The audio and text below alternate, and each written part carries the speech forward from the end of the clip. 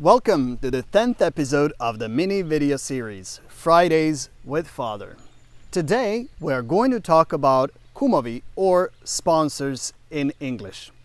But first things first, the origin, meaning, and the role that Kumovi have in the Orthodox faith. The word cum comes from the Latin word cum pater, which translates to co-father or with father. This is obviously not meant in a biological manner, but rather puts great emphasis on the importance of the relationship itself. The spiritual bond created at one's baptism is equally as strong as a biological one between a parent and a child. A sponsor's presence at baptism dates back to the early church. It was the sponsor who guaranteed the sincere intentions and the right belief of a person that is to be baptized. Therefore, the sponsor had to be someone of integrity and credibility within the church. That person would not only help the newly baptized walk in the first steps of our faith, but they would be there to oversee the spiritual growth and the welfare for the rest of their life. On the account of this special bond, the term godfather, godmother, and a godchild is also used. The godparents assume an important obligation of bringing up their godchildren within the church before God. Saint Theophan the Reckless says that the task of steering a child along the narrow path and bringing them up according to the law of God is perhaps the greatest of all things in life. The role and the purpose of a sponsor remains unchanged to this very day, which brings us to the next question. Who can and who cannot be a sponsor? But before we answer this question, we need to differentiate the Kumovi, or sponsors that stand at baptisms, versus those present at weddings. In the past, it was a custom for the person who baptized the child to stand with them on their wedding day years later. For this reason, the witness at a wedding was called a cum, since they already had been Kumovi even before the wedding. However, technically speaking, the person that stands at a wedding is simply a witness before God and people that those who are getting married do not have any canonical impediment and that they are getting married out of their own free will. As opposed to the bond created at a baptism, a witness at a wedding does not form a spiritual relationship with the newlyweds.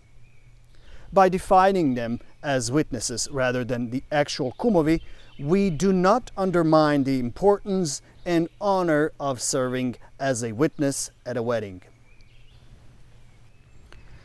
So who can be a cum at a baptism? Great care should be taken in selecting a sponsor.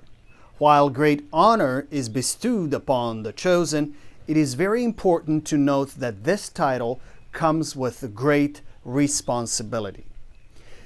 Given what we have said, a sponsor must be a person who is firmly rooted in the Orthodox faith, someone who lives the faith and who will teach and lead the newly baptized, not just by the word alone, but by their own example as well. Consequently, that person must be an Orthodox Christian in good standing within the church. Now, who cannot be a cum at a baptism? First and foremost, biological parents cannot at the same time be godparents. A spouse cannot be a godparent either. As a result of the spiritual relationship between a godparent and a godchild, the Church has prohibited the marriage between the two. For the same reason, even marriage between a godparent and a biological parent, father or mother, of a godchild is also prohibited. This takes us to the next question. Should someone else from the family other than biological parents or spouses be chosen as godparent?